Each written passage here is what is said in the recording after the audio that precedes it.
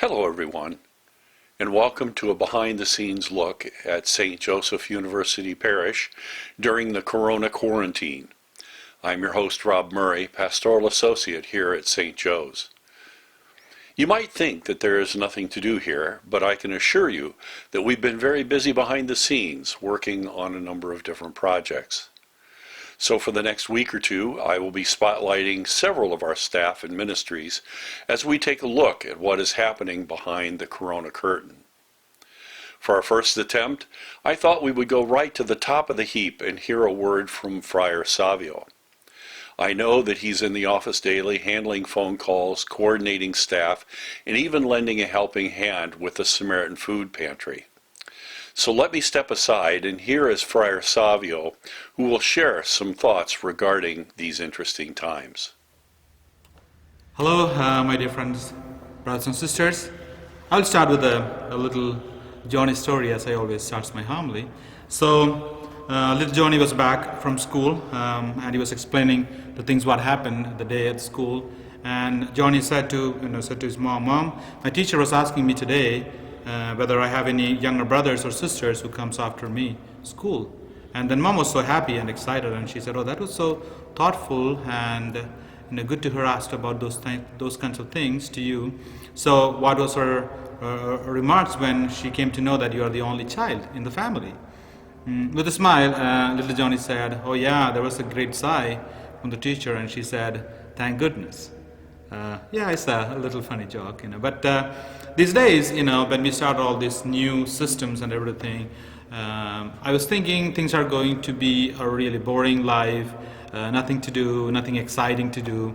But these days, I tell you, things are pretty busy, pretty busy at St. Joe's. I think everyone who was helping here can just say the same thing to me, because with the live streaming, we have a lot of background things going on and a lot of works done here at St. Joe's. So things were and things are going to be pretty busy at St. Joe's. And these days, I was thinking the same way. Like when I was asked to have a short video to the parishioners or to my friends, I was thinking what I had to talk, and that's when I kind of pushed back to my memories about my academic time when I was here in Terre Haute. And while I was in ISU, I went through a book called Mindset. It was written by Carol Dweck, and that was for my academic purpose. I had to review the book. And so in the book, Carol is just saying about two mindset of the people.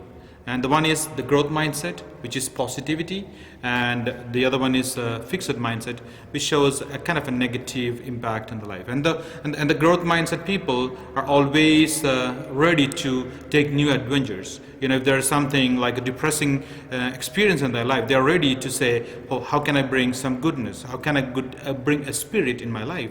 And the fixed mindset are the people, those who are always kind of depressed. Whatever good happens, whether good or bad happens in their life, they are not ready to take any new adventures or new endeavors in their life. They just want life to just live like that. And so Carol is really lining before us, or putting before us, saying we always need a growth mindset. And if we have a growth mindset in our life, we can cross any kind of hurdles, any kind of barriers which comes in our life. And as we are going through this pandemic and being the world around us and the world we live in being shut down in many ways, where we cannot reach out to our parents, we reach out kind of family, we cannot reach out to our friends or even our co-workers. Sometimes once in a while we see them, maybe a lot of them we see by the Zoom in our screens. So there's a lot of limitations, like a lot of lockdowns in our life.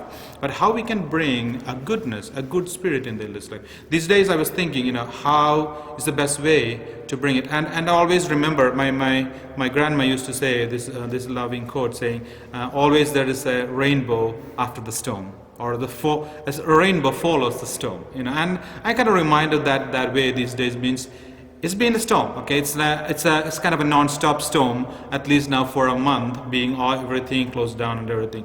But it always gives me hope when we have the positive mindset or a growth mindset. Okay, after this storm, it follows a rainbow. So the rainbow, the colorfulness, the bright and the happiness which it brings to our life. And the thing is that maybe to enjoy such a great beauty, to go through this beautiful time, we may have to go through a little time of depression and everything in our life.